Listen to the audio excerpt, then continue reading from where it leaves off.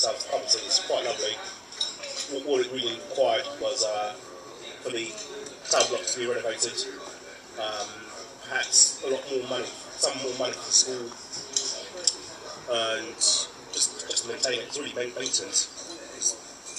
In order to keep these things going, they need to be maintained. So basically, they're starved to death in order to kill them off. Well, nothing really. I mean, we ain't heard nothing spectacular. At first, they started to say that they're going to pull them down, these houses, and I said to them, well, what do you want to pull them down for? They're all nice. Never have trouble down here.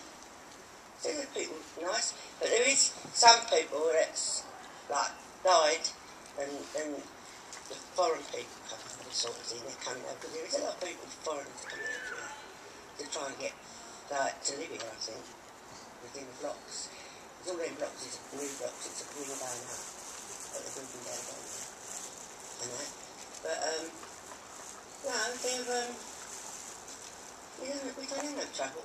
No trouble at all down there. Never had that. I wouldn't want to move out. And if I had to move out and I wouldn't move in a flat, I like that.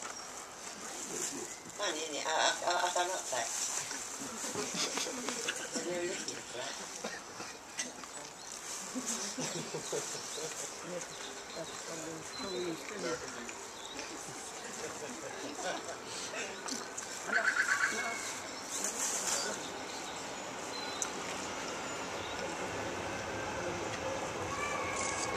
My name is Neil MacDonald. I'm 28. I'm one of the founding directors of Sour Space, which is a socially minded organisation based, well, mostly in Singing.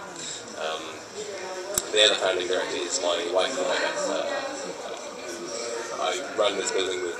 So basically our job role here is, well, very varied, should we say. So it goes from literally the concept of project to the design, the building of the building, and the running as well. And that takes many forms, from artistic direction to labour building work. So it's pretty varied. And actually, during the past 2 weeks, this building has just been currently constructed, which is the Prestige Pavilion, will completely block our view. So actually what we could be charging anyway is, again, far reduced by this corporate hospitality building. And again, the worst thing about that, rather than even financial terms, is actually that this serves as the only public viewing platform, other than the Greenway, which closes before the games begin. This is the only community access point and public access point outside of the park in this proximity to the stadium. So actually, building this building, which is all corporate hospitality and all corporate profit, actually, really restricts the access from this community and other tourists to the site. This particular area is really I kind of particularly interested. I don't actually go out too much into the rest of London because it's such a beautiful place here. But the way it's been portrayed in most of the publicity from the Olympics is as wasteland. In fact, the most recent one that I've been a little annoyed at is in the Prestige Pavilion, in that application form for planning permission, which I actually didn't see until it was already passed. The description of this area that they used was to shield viewers, or to shield ticket holders from the haphazard industrial scene behind, which is, of course, ourselves and a couple of other buildings, including Foreman's as well.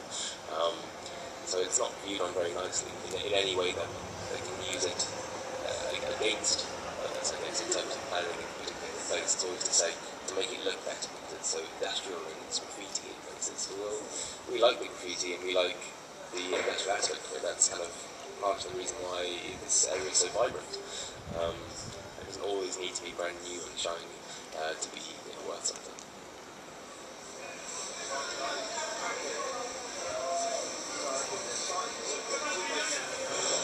My name is is Saif Osmani, and I am an architectural designer and an artist, and I am 30 years old, and I know Queen's Market here in Upton Park for most of my life, for about 25 years.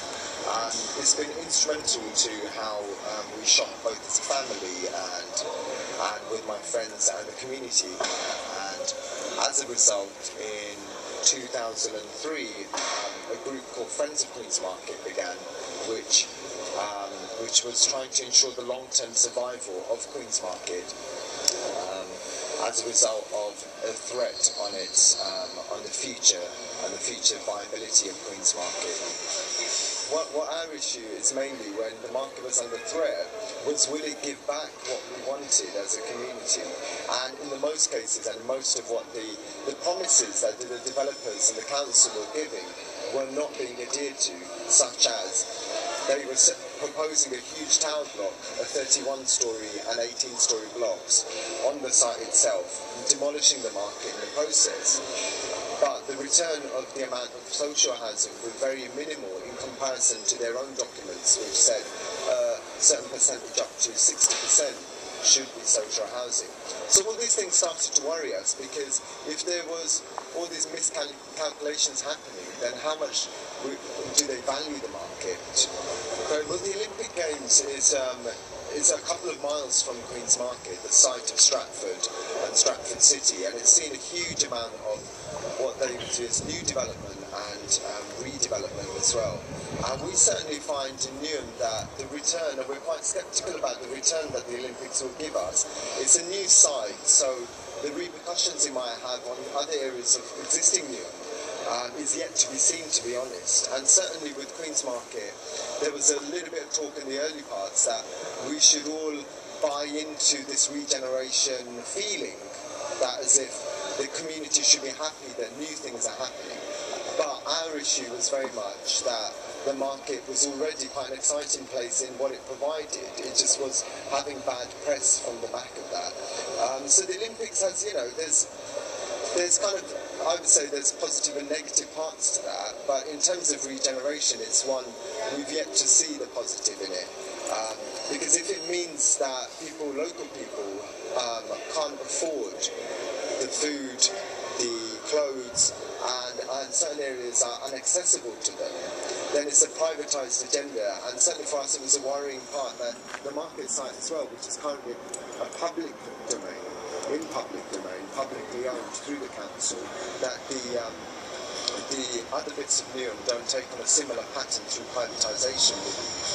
For me, the Olympics is more about what we want out of it, and if we want this commerce and open, liberal sort of approach to it, then by all means it's there to be taken, but not to get too deluded by the process and the big campaign machine it itself has. I think people have more intelligence in that, especially when we look at what the Olympics supposedly tries to give people, which is an international mindset that the world comes together and it competes and all of that. But in the process, it shouldn't also compromise or try and destroy any of that is already existing. No, I think it's going to be really, really interesting this summer. As I said, going back to it, I'm quite romantic about the sports element of it. I think there is going to be traffic chaos, and I think there's going to be actually a lot of chaos all around. I think there's going to be a lot of anger. I think there's going to be a lot of protest. To have a big park like that with all those things, there's going to be some public benefit. I'm sure there'll be schools going in and doing stuff. But I think even if anybody wants to argue that will be facilities there that anybody can go to if they want to, that's fine. But there's also a big price being paid to do something for sure. I started trying to get more people involved in regeneration and tried to talk to more residents about my concerns, and some people were kind of interested, but I think part of the problem, and even now that's probably still a problem, is that the majority of people living on the estate are people that don't have a lot of time to really get involved in a campaign.